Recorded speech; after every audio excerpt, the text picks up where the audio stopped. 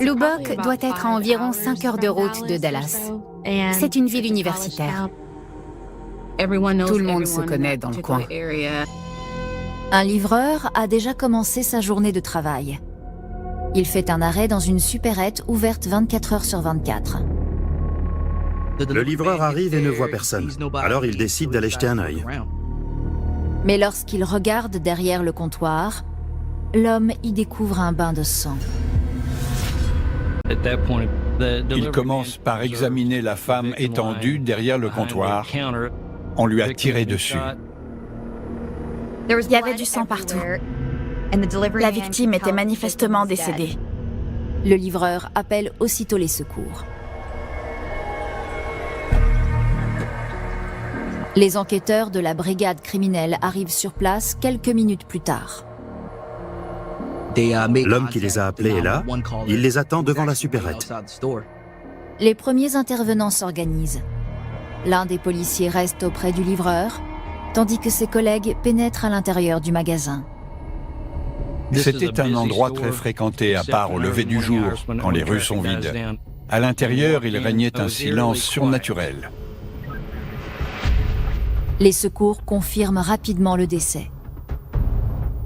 La victime semble n'avoir reçu qu'une seule balle à la gorge. Cet homicide ressemblait à un braquage qui aurait mal tourné. Ils avaient pris des paquets de cigarettes, des friandises et d'autres trucs du même genre. La caisse enregistreuse n'a pas été ouverte. Tout indique que le ou les tueurs sont repartis sans prendre d'argent. Mais qui irait jusqu'à commettre un meurtre pour des friandises et des cigarettes? Et pourquoi? C'était un crime absurde. Perdre la vie pour quelque chose d'aussi insignifiant, ça rendait les choses encore plus tragiques. La police va bientôt découvrir que cette affaire tourne autour d'une jeune fille influençable qui a mis de côté son propre intérêt par amour pour un homme.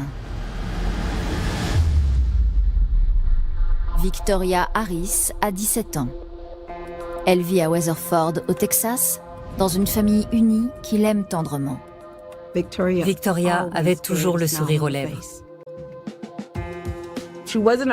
Elle n'avait pas peur de se montrer telle qu'elle était, même quand elle échouait. Et quand quelque chose lui tenait à cœur, elle ne renonçait jamais. Victoria a placé la barre très haut pour ses frères et sœurs. Petite, c'était une élève très studieuse. Elle n'avait que des bonnes notes. C'était une enfant modèle, une fille sérieuse. L'adolescente semble promise à un bel avenir et ses parents se montrent exigeants. On était intransigeants concernant le respect des règles.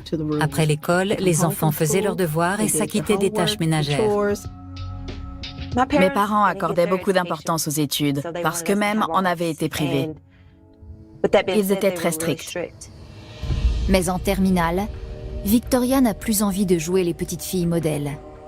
Elle commence à se rebeller contre ses parents. Mes amis sortaient, ils s'amusaient et faisaient des choses qui nous étaient interdites. Victoria a commencé à tester les limites et à enfreindre les règles. Elle devenait complètement incontrôlable. Ses parents finissent par l'envoyer vivre chez sa grand-mère à Lubbock, à 3 heures de route de là, pour l'éloigner des mauvaises fréquentations. Ma belle-mère nous a dit « Je pense que Victoria serait mieux à Lubbock avec moi. » Nous, on ne savait plus par quel bout la prendre. On a décidé de l'envoyer là-bas et de laisser faire sa grand-mère. Victoria et moi, nous étions très proches. Ils se sont dit que les choses se passeraient peut-être un peu mieux avec moi, parce qu'elle m'aimait énormément. Très vite, la jeune fille semble rentrer dans le droit chemin. Tout allait bien. Elle a presque tout de suite trouvé du boulot. Elle travaillait à mi-temps dans un restaurant. Victoria a mis fin à sa rébellion adolescente, mais elle se sent très seule, loin de ses anciens amis. J'étais isolée à Lubbock. La seule personne qui tenait vraiment à moi, c'était ma grand-mère. Tout va changer après sa rencontre avec le séduisant Raymond Jackson. Ils se rencontrent au restaurant. Raymond la voit, il la trouve jolie et commence à flirter. La première fois que je l'ai vu, j'ai fait « Ok, il est charmant ». C'était un plaisir pour les yeux. Il était canon. Quand elle l'a rencontré, elle s'est dit « Il est vraiment trop mignon ». Elle m'a toujours dit qu'il était craquant. Il m'a demandé mon numéro. J'avais pas l'intention de le lui donner, mais il a tellement insisté que j'ai fini par céder. Dans les jours qui suivent, Victoria et Raymond passent tout leur temps libre ensemble. C'est le début d'une grande amitié. Nos premières conversations étaient incroyables. Il m'écoutait. Il s'intéressait à mes idées et à mes opinions. Je crois que ce qui me plaisait le plus chez lui, c'est qu'il essayait pas de me draguer. On ne faisait que discuter. C'est devenu un ami, mon seul ami. J'avais pas d'amis à Lubbock. Il est devenu mon confident, et bien plus encore. Il me donnait quelque chose qui m'avait toujours manqué. Au bout de quelques semaines, l'amitié cède rapidement la place à la passion. Victoria était très amoureuse de Raymond. Chez les adolescents, il n'y a pas de demi-mesure. Et Victoria voulait lui prouver son amour. Elle voulait s'engager. Elle était red dingue de lui. On s'aimait. J'avais vraiment l'impression que Ray était mon âme sœur. Et au bout du compte, je me suis entièrement donnée à lui. Raymond n'a pas eu une vie facile. Mais pour Victoria, ce passé tumultueux le rend encore plus attachant. Il avait grandi dans la rue, livré à lui-même depuis l'âge de 12 ans. Aux alentours de 15 ans, il a purgé une peine dans une prison pour mineurs. Plus il s'ouvrait à moi au sujet des magouilles qu'il avait dû faire pour survivre dans la rue, et plus je voulais l'aimer et être là pour lui. Victoria s'est sans doute mis en tête qu'elle allait sauver Raymond. Lui, c'est un mauvais garçon, et moi, je suis une fille sérieuse, je ne fais pas de bêtises.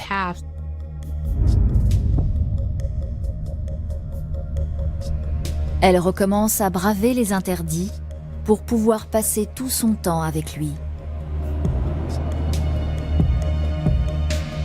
Victoria et Raymond faisaient preuve d'imagination pour se voir le plus souvent possible. Ma grand-mère n'approuvait pas. Mais c'était Ray. Je voulais rien entendre.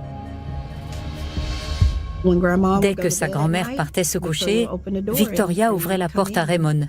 Il habitait pratiquement là-bas. Victoria estime que Raymond l'a sauvée de la solitude. Et même s'il est parfois un peu brusque, il lui apporte exactement ce qu'elle recherche. Mais cet amour va bientôt être mis à l'épreuve, repoussant la jeune fille dans ses derniers retranchements. Victoria a toujours été attirée par les mauvais garçons. Mon père me disait toujours « Victoria, tu es qui tu fréquentes ». Quand j'y repense aujourd'hui, je me dis que c'est ce qui m'est arrivé avec Ray. 3 août 2004. La police de Lubbock intervient dans une supérette où une employée a été tuée. On avait été appelé pour un homicide par arme à feu. La victime s'appelle Patricia Garcia. Elle est âgée de 47 ans. Lorsqu'ils appellent ses proches pour leur apprendre la terrible nouvelle, les enquêteurs découvrent qu'elle avait 4 enfants et 5 petits-enfants. Ils étaient effondrés. Tout le monde décrivait Patricia comme quelqu'un de gentil et d'attentionné. Elle travaillait de nuit pour nourrir sa famille et essayait de joindre les deux bouts. Très vite, les policiers repèrent une caméra de vidéosurveillance située juste au-dessus de la scène de crime. Nous avons aussitôt entrepris de récupérer la bande pour voir ce qu'il y avait dessus. L'enquête va révéler une affaire beaucoup plus complexe qu'un simple braquage qui aurait mal tourné. On a fini par comprendre que cette affaire était liée à une histoire d'amour. Une loyauté mal placée peut s'avérer très dangereuse.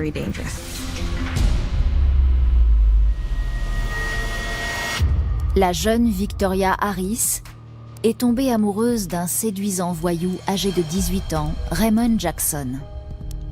J'imagine que c'était son premier amour. Elle était folle de ce garçon, elle aimait son style. Raymond avait commencé à mal tourner à un très jeune âge. Il vivait dans la rue. Victoria ne s'intéresse pas au passé de Raymond. Elle ne pense qu'à leur avenir. J'avais fait de lui tout mon univers. C'est sur lui que je me reposais. C'est de lui que je dépendais. Elle est loin d'imaginer que ce dévouement aveugle va la conduire à sa perte. C'était toxique. Mais je l'aimais sincèrement. En août 2004, la police de Lubbock enquête sur le meurtre de Patricia Garcia, abattue peu avant l'aube dans la supérette où elle travaillait. Le système de vidéosurveillance montrera peut-être qui a pressé la détente. J'ai vu beaucoup d'affaires résolues dans les 24 heures grâce à ces caméras. Dès le lendemain, les enquêteurs récupèrent la bande et la visionnent au poste de police. Sur les images, le magasin est vide. Soudain, la porte s'ouvre et deux agresseurs dissimulés par des capuches et des bandanas entrent armés d'un fusil à pompe. On les voit s'approcher du comptoir où aurait dû se trouver l'employé. Il y a un mouvement, un coup de feu, et on les voit sortir en courant. Ça nous a confirmé qu'il s'agissait bien d'un braquage qui avait mal tourné. La vidéo ne révèle presque rien sur l'identité des meurtriers, mais un détail attire l'attention de Doug Sutton. L'un d'entre eux portait une sorte de sac à main. Un sac de forme ovale facilement identifiable. Il était assez particulier. Je l'ai tout de suite remarqué. Je me suis dit, peut-être que je le reverrai un jour quelque part. Les autorités diffusent la vidéo en promettant 25 000 $ de récompense pour toute information qui permettra de résoudre l'affaire. Tous les gens qui pensaient avoir identifié un suspect ont commencé à nous appeler. La plupart de ces pistes ne mènent nulle part. Mais 5 mois plus tard, la police reçoit un appel anonyme qui va peut-être enfin la conduire jusqu'au coupable. On a eu un tuyau très prometteur. Notre suspect est un certain Raymond Jackson.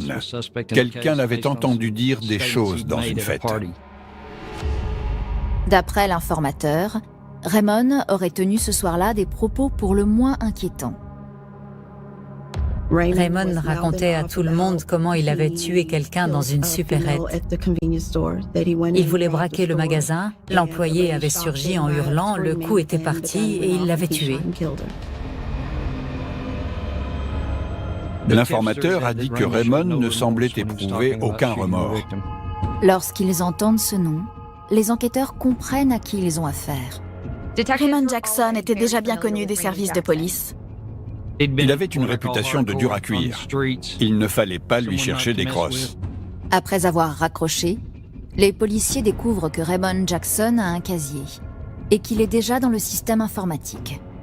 Ils comparent alors le tireur sur la vidéo aux photos de l'identité judiciaire. Un bandana dissimulait le visage du tireur, mais il faisait la même taille et la même corpulence que Raymond. Le suspect est aussitôt interpellé pour être interrogé au poste. Il apparaît très vite qu'il ne prend pas la situation au sérieux. La première fois qu'on a entendu Raymond Jackson, il était très nonchalant, très désinvolte, l'air de s'ennuyer, à tel point que j'ai trouvé ça louche. Les enquêteurs lui parlent du meurtre. Il a nié toute implication. Il n'a pas fourni d'aveu ni aucun indice supplémentaire. Faute de preuves solides, la police est obligée de relâcher Raymond. C'est dur de relâcher quelqu'un qu'on sait presque certainement coupable. Les enquêteurs se remettent au travail. Ils sont convaincus de tenir le tueur, mais ils savent que Raymond n'a pas agi seul. Il y avait un autre homme pendant le braquage. Et ils soupçonnaient un troisième complice d'avoir joué les chauffeurs. En fouillant son compte sur les réseaux sociaux, ils découvrent que Raymond a une petite amie, une adolescente nommée Victoria Harris. Le nom de Victoria est sorti. Il était associé à celui de Raymond parce qu'ils étaient en couple. Ils rendent visite à la jeune fille chez sa grand-mère. La première fois que j'ai vu Victoria Harris, je l'ai trouvée polie et respectueuse. Sa relation avec Raymond Jackson nous a étonnés. C'était plutôt une fille sérieuse. Les policiers lui expliquent qu'ils ne sont pas là pour l'arrêter, mais pour obtenir des informations. On a joué carte sur table. On lui a dit que Raymond était un suspect dans notre affaire et qu'il risquait la peine de mort. Elle a affirmé que Raymond n'avait rien à voir avec cette histoire et qu'il était avec elle cette nuit-là. Selon elle, Raymond serait incapable de commettre un meurtre. Mais Doug Sutton aperçoit quelque chose dans la pièce qui lui confirme qu'ils sont sur la bonne voie. En regardant sur le côté, j'ai vu un sac de forme ovale. J'ai aussitôt reconnu celui de la vidéo. Il avertit alors discrètement son partenaire. Je lui ai fait un signe de tête, il s'est retourné et il a vu la même chose. Les deux hommes interrogent Victoria au sujet du sac. Elle dit que c'est un cadeau et qu'elle ne sait rien concernant le braquage. Victoria s'efforçait de rester impassible et de garder son calme, mais on savait très bien qu'elle nous mentait. Je ne voulais pas assumer. J'essayais de ne rien dire, mais j'étais terrifiée. Victoria en sait manifestement plus qu'elle ne le dit. Mais jusqu'où ira-t-elle pour protéger son homme? Il voyait bien qu'elle essayait de couvrir son petit ami. Aux yeux de Victoria, rien ne comptait plus que sa relation avec Raymond. C'est ce qui comptait le plus à ses yeux. Elle était prête à tout pour la protéger. La vie de Victoria a changé, brutalement. Janvier 2005, 5 mois après le braquage qui a coûté la vie à Patricia Garcia, les policiers chargés de l'enquête interrogent Victoria Harris au sujet de son petit ami Raymond Jackson. Malgré ses dénégations, il repère un sac à main qui semble identique à celui des images de vidéosurveillance. On lui a demandé d'où il venait et comment elle se l'était procuré. Victoria répond qu'il s'agit d'un cadeau. Les deux hommes ne sont pas convaincus. Mais ils ne peuvent pas saisir le sac. On est aussitôt allé chercher une commission rogatoire pour faire une perquisition. Mais le temps qu'on revienne, le sac n'était plus là. Il avait disparu. Désormais, il ne fait plus aucun doute que Raymond et Victoria sont tous les deux impliqués dans le braquage. Au cours des 2 mois qui suivent, d'autres témoins anonymes disent avoir entendu Raymond se vanter du meurtre. On a pu monter un dossier à partir de ces témoignages qui rapportaient directement les propos tenus par Raymond Jackson. Et on a obtenu un mandat d'arrêt contre lui et contre Victoria. Le 9 mars 2005, 2 mois après leur première audition par la police, Victoria et Raymond sont arrêtés. Victoria avait 18 ans à l'époque. Elle pensait que tout finirait bien, comme dans les contes de fées. La réalité l'a rattrapée quand elle s'est fait arrêter. J'avais perdu ma propre identité. Je ne savais plus qui était Victoria. Toute ma vie était partie en fumée. La nouvelle de son arrestation fait à sa famille l'effet d'une bombe. Je n'arrivais pas à y croire. Non, pas ma fille, ce n'est pas possible. C'est très dur d'investir toute cette énergie dans l'éducation d'un enfant et de découvrir qu'il ne suit pas le chemin qu'on lui a tracé. Quand Victoria est partie vivre chez sa grand-mère, on ne savait plus quoi faire. Alors quand on a appris qu'elle était soupçonnée d'avoir participé à un braquage, on s'est retrouvés complètement désemparés. J'ai senti un frisson me parcourir, depuis le sommet de la tête jusqu'à la plante des pieds, quand j'ai appris qu'ils avaient été arrêtés. Au poste de police, les enquêteurs interrogent d'abord Raymond. Lors de cette 2e audition, il était toujours dans le déni. Il nous parlait de son amour pour Victoria. Mais à un moment donné, il y a eu un signe révélateur. On a compris qu'il était sur le point de craquer. Raymond a demandé à parler à Victoria en privé. Il a dit qu'après, il pourrait tout expliquer. Le couple est autorisé à s'entretenir quelques instants sous étroite surveillance. On a laissé Victoria entrer pour lui parler. Elle s'est assise à côté de lui et ils se sont tenus la main pendant 1 minute. Ils étaient tous les deux en larmes. Ils n'arrêtaient pas de pleurer. Bien que Raymond n'ait exprimé aucun remords, il semble sincèrement désolé d'avoir entraîné Victoria dans cette histoire. Il m'aimait. Il y avait quelque chose de vulnérable chez Ray. Quelque chose qu'il ne montrait à personne d'autre. Victoria encourage Raymond à tout avouer.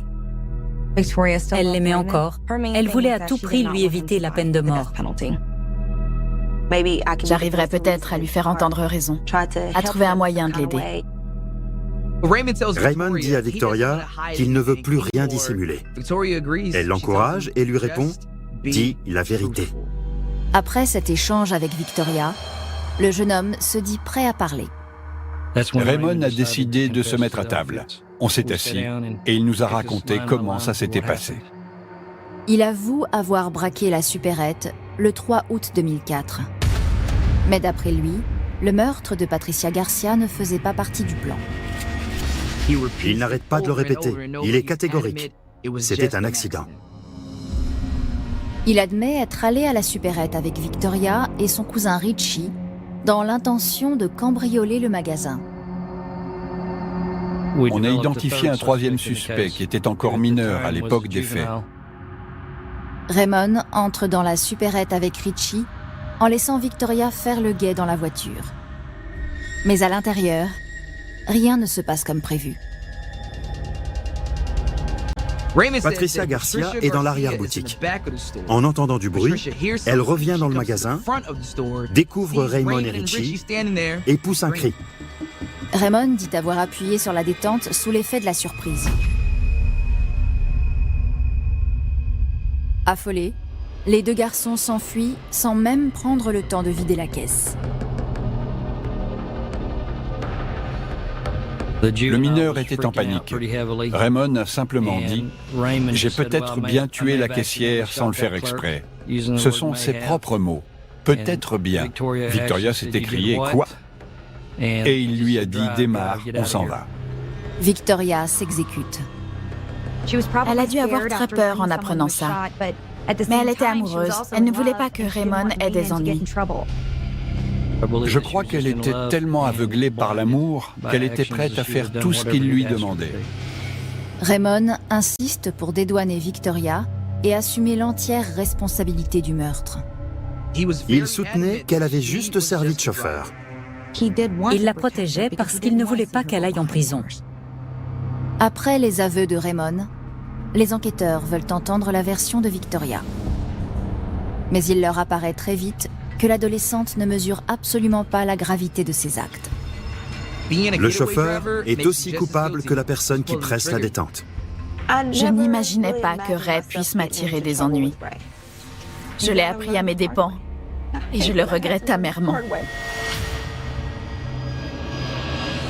9 mars 2005, Lubbock, Texas. Raymond Jackson, 18 ans, avoue avoir abattu Patricia Garcia dans la supérette où elle travaillait. Mais d'après lui, c'était un accident. La police interroge à présent sa petite amie, soupçonnée d'avoir joué les chauffeurs. Tout le monde la décrivait comme une fille sérieuse. Elle ne savait pas où elle mettait les pieds avec Raymond. Le récit de Victoria Harris corrobore celui de son petit copain.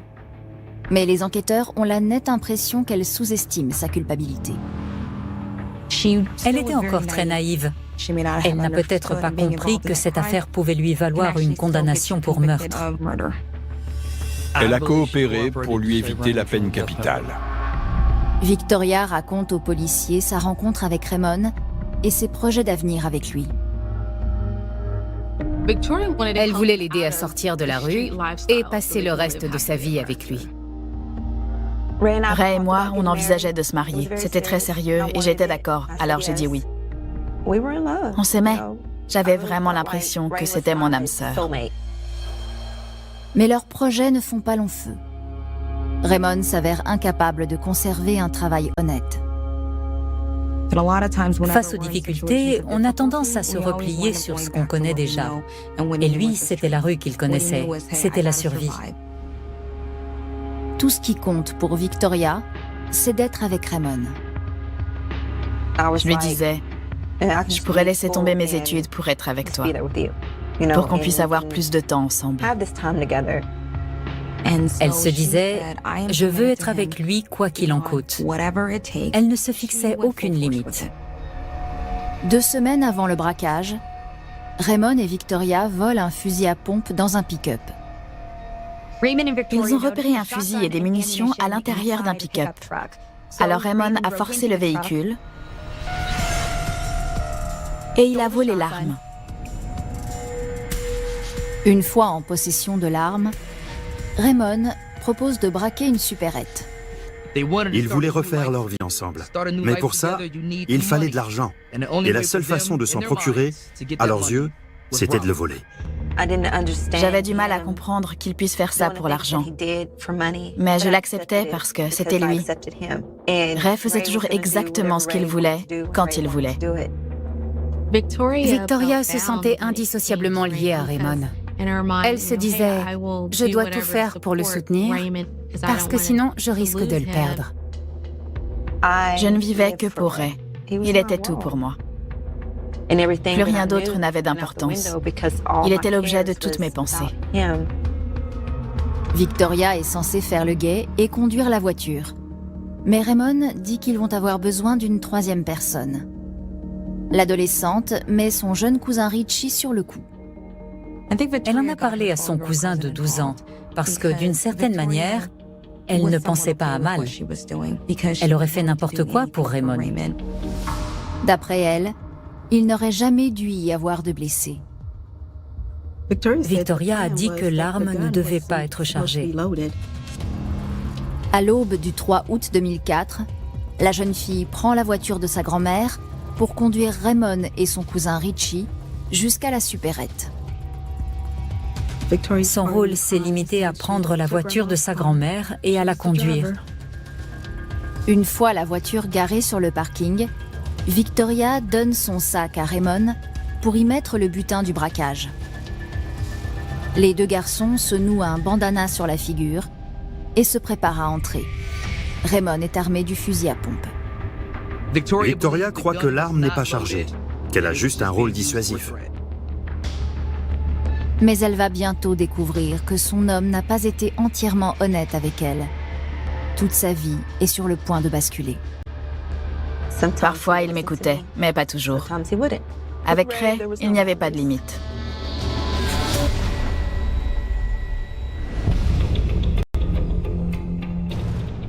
Mars 2005, Lubbock, Texas.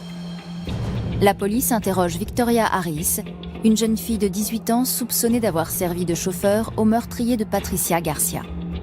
Elle était censée rester dans la voiture pendant que Raymond et son cousin braquaient la supérette. D'après elle, il ne devait pas y avoir de blessés. Victoria lui a dit, si tu tiens à prendre le fusil pour faire peur à la caissière, retire les balles. Il n'a pas écouté.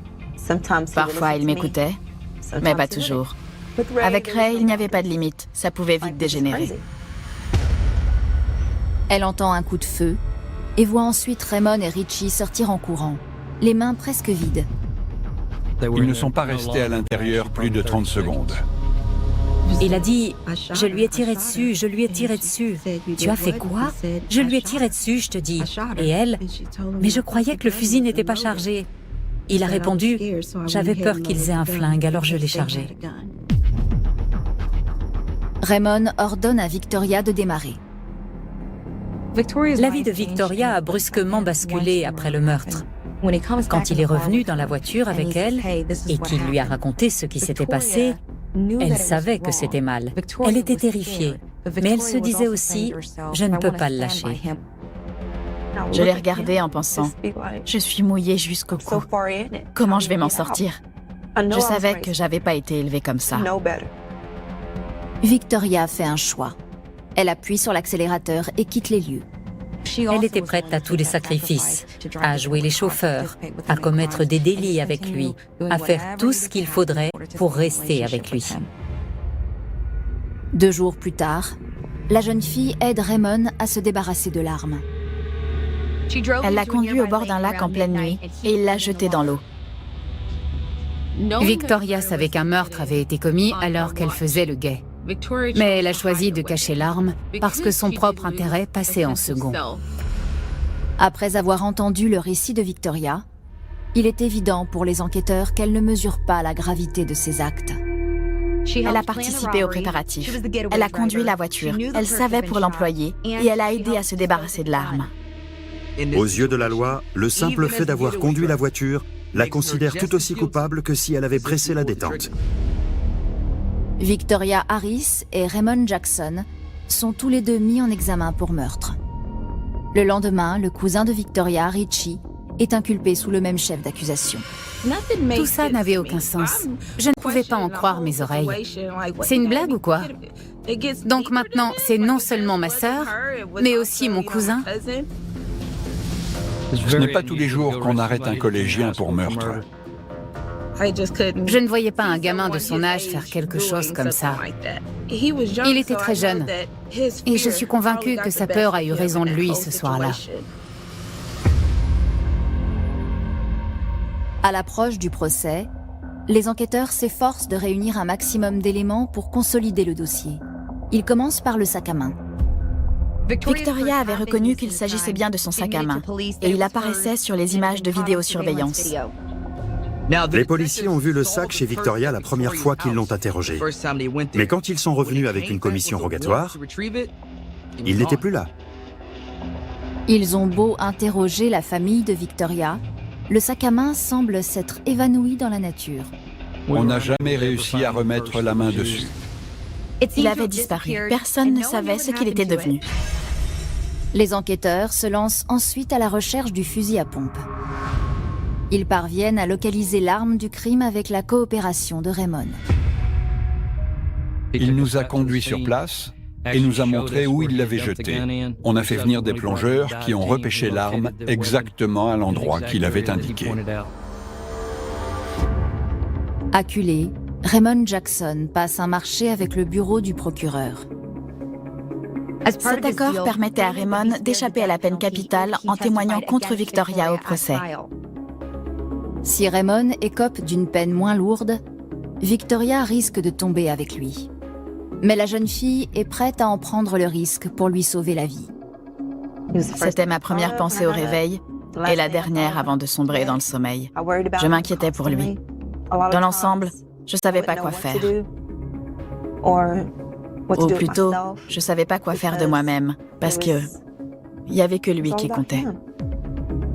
Victoria ne pensait pas à ce qui pouvait lui arriver, parce que dans sa tête, leur amour resterait toujours aussi fort, même derrière les barreaux. Elle voulait juste être là pour l'aider. Que va dire Raymond à la barre? Va-t-il endosser la responsabilité du meurtre ou se défausser sur celle qui le soutient envers et contre tout? Puisqu'il disait l'aimer, j'aurais voulu qu'il la protège. Novembre 2006. Victoria Harris, désormais âgée de 20 ans, risque la réclusion à perpétuité pour sa participation au braquage qui a coûté la vie à Patricia Garcia. Victoria était complice. Elle conduisait la voiture, elle savait qu'il avait tiré sur l'employé et elle l'a aidé à se débarrasser de l'arme du crime. On est arrivé au tribunal avec des sentiments mitigés. Parce que c'était un crime affreux et que je savais que ma sœur avait joué un rôle là-dedans. Victoria était une fille bien, vraiment. Tout s'est arrêté quand elle a rencontré Raymond. La jeune femme prend brutalement conscience de ce qu'est devenue sa vie. Au procès, je me répétais en boucle. C'est pas possible. C'est pas moi. L'accusation commence par appeler à la barre son principal témoin, Raymond Jackson. Victoria ne lui en a pas voulu d'avoir témoigné contre elle. Elle savait qu'il y était obligé. Mais pour la famille de Victoria, c'est lui qui a entraîné la jeune fille sur la mauvaise pente. Je ne savais pas à quoi m'attendre de sa part. Après tout, tout était de sa faute. Il n'avait qu'à dire « J'ai agi seule, elle n'a rien fait ». Et ce serait fini. Raymond Jackson dit au juré que Victoria a participé à chaque étape du braquage. Raymond a témoigné contre Victoria. À la barre, il a déclaré qu'elle avait activement participé en tant que chauffeur et qu'elle l'avait aidé à se débarrasser de l'arme du crime. En gros, elle était impliquée à 100% du début à la fin. J'étais vraiment furieuse. Je me disais, c'est quand même toi qui as pressé la détente. C'est toi qui as tué cette femme. Puisqu'il disait l'aimer, j'aurais voulu qu'il la protège. Sans nier son rôle dans le braquage, les avocats de Victoria assurent qu'elle n'est pas coupable de meurtre. La défense soutenait qu'elle n'avait pas l'intention de tuer qui que ce soit et mettait tout sur le dos de Raymond. J'avais envie de crier « Elle n'est pas comme ça ». Après 2 jours de procès, les jurés se retirent pour délibérer et parviennent à un verdict moins de 3 heures plus tard. Victoria Harris est reconnue coupable de meurtre aggravé. Quand le juge a annoncé la sentence, ils ont dit que c'est ce que j'étais, mais c'est pas vrai. C'est pas ce que je suis. Victoria Harris et Raymond Jackson ont tous les deux été condamnés à la réclusion à perpétuité pour le meurtre de Patricia Garcia. Ils ne pourront pas demander de libération conditionnelle avant 2045. Victoria a sa part de responsabilité, punissez-la, mais ne lui prenez pas sa vie. Elle avait 17 ans au moment des faits, et maintenant, elle va passer sa vie en prison. Richie, le jeune cousin de Victoria, a été relaxé par la justice. Le ministère public a jugé qu'il était trop immature pour agir en connaissance de cause et qu'il s'était laissé entraîner par ses 2 aînés. Au bout du compte, tout le monde est d'accord pour dire que la véritable tragédie est la mort absurde de Patricia Garcia. Je le dis de tout mon cœur, je regrette profondément. Tu sais que tu y penseras tous les jours, jusqu'à la fin de ta vie. Parce que les actes que tu as commis et les choix que tu as faits ont non seulement affecté ta victime, mais aussi sa famille, ta propre famille et tout le monde autour de toi. Et ça, tu ne peux rien y changer. Tu ne peux pas l'effacer. La seule chose qu'il te reste à faire, c'est l'accepter. Essayer d'avancer et de devenir quelqu'un de meilleur. Reconnaître tes erreurs pour les laisser derrière toi et ne pas les reproduire. Si je pouvais tout changer, je le ferais, mais c'est impossible. Tout ce que je peux changer, c'est moi. Victoria Harris regrettera ses erreurs toute sa vie. Elle ne peut qu'espérer que ces vicissitudes serviront d'avertissement à d'autres adolescentes. D'autres jeunes femmes peuvent s'inspirer de l'histoire de Victoria Harris pour apprendre à faire la différence entre une relation saine et une relation toxique. On sait qu'on est sans doute dépendant de quelqu'un quand on a tendance à exister à travers lui et à vouloir à tout prix le sauver. C'est aussi une question d'estime de soi. Il faut apprendre à se connaître et à s'aimer suffisamment pour ne pas aller chercher l'amour dans une relation toxique. Enfin, il faut être capable d'identifier les signes avant-coureurs et savoir à quoi ressemble une relation saine, fondée sur le soutien, le respect mutuel et la liberté de chacun. On ne doit pas être dépendant de l'autre sur le plan affectif. Je pense qu'il est important de commencer par chercher de la confiance et de l'amour en soi-même. C'est nous qui indiquons aux autres comment nous voulons être traités. Et si Victoria avait eu plus confiance en elle, si elle avait été davantage consciente de sa propre valeur, elle aurait pu fixer des limites à Raymond en lui disant « Attention, ce genre de comportement ne passe pas ». Quand j'y repense, je me dis qu'avec Ray, j'ai fini par devenir la personne que je fréquentais. On ne se rend pas compte que les choix qu'on fait finissent toujours par affecter les gens qui vous entourent. Aucun homme sur cette terre ne vaut la peine de perdre la liberté et la vie. Aucun homme ne vaut la peine de se retrouver ici, loin de sa famille, loin de la femme que vous auriez pu et que vous auriez dû devenir. Les filles, s'il y a quelque chose qui ne vous semble pas normal, sachez dire stop. Si vous êtes avec quelqu'un qui ne vous traite pas bien, peu importe comment, dites stop. Par amour, on peut faire des choses qu'on ne ferait pas autrement. C'est ce qui est arrivé à Victoria. L'influence de Ray sur ma vie se fait encore sentir aujourd'hui. Ce n'est pas à ce genre d'éternité que je pensais, mais c'est celle que j'ai eue. La solitude nous rend parfois vulnérables. On se raccroche au moindre signe d'amour et de compréhension, jusqu'à faire preuve d'une loyauté aveugle. C'est un sentiment qui peut être exaltant et grisant, jusqu'à ce que ce dévouement nous détourne du droit chemin.